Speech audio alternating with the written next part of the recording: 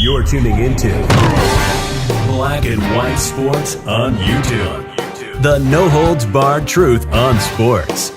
The main event starts now. I am back, Rodriguez, for Black and White Sports. Well, we're going to talk about Governor Kay Ivey. In case you don't know, governor of Alabama.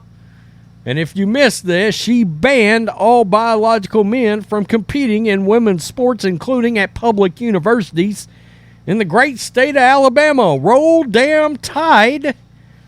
And now she has come out and she has crushed ESPN on their coverage of said ban. She wanted to make sure that she got raw and very direct and correct in the coverage of how the mainstream media, particularly the very woke, especially in Pride Month, ESPN would not want to piss off the T's. Don't get those T's after you. We did a story yesterday. A woman, the fastest woman in Connecticut, got beat 20 times by biological men. How fair is that? Governor Kay Ivey in Alabama, she's not putting up with this shit. She's not having it. Not in her state. Exactly what we would expect from a good, solid red state like Alabama is the governor doing a biological ban on men in sports. So, let's take a look at this. This is interesting and it's hilarious. And I love this. Somebody that you can tell is very old school. Let's not beat around the bush. Let's try to coddle anybody. We're not going to care about people's feelings. Facts don't care about your feelings. This is hilarious. This is the blaze. Alabama Governor Kay Ivey ratified a bill Tuesday banning public colleges from permitting men to participate in women's sports and vice versa. Ivey minced no words by saying, quote, "Look, if you're a biological male, you are not going to be competing in women's and girls' sports in Alabama. It's about fairness, plain and simple." Absolutely.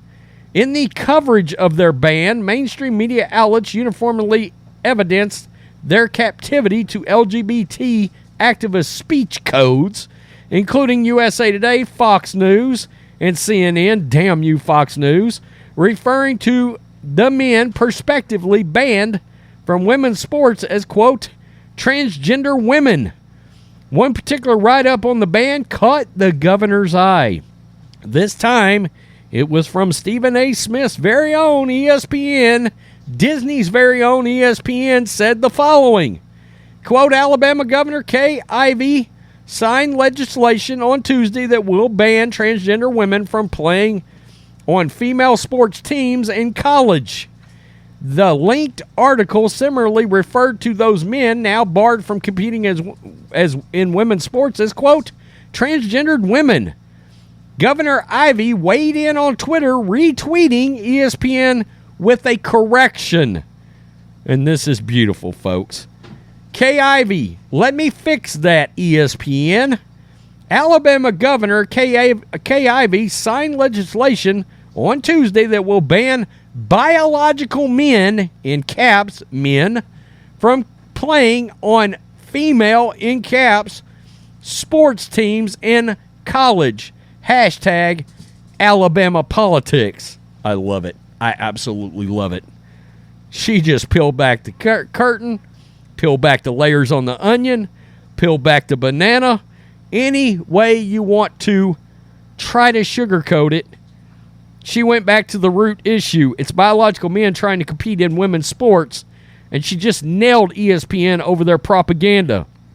Just days after ESPN tweeted about the Alabama bill, the network hoisted the LGBT activist flag above its headquarters in Bristol, Connecticut, a flag that now includes colors representing the gender dysphoria community. What?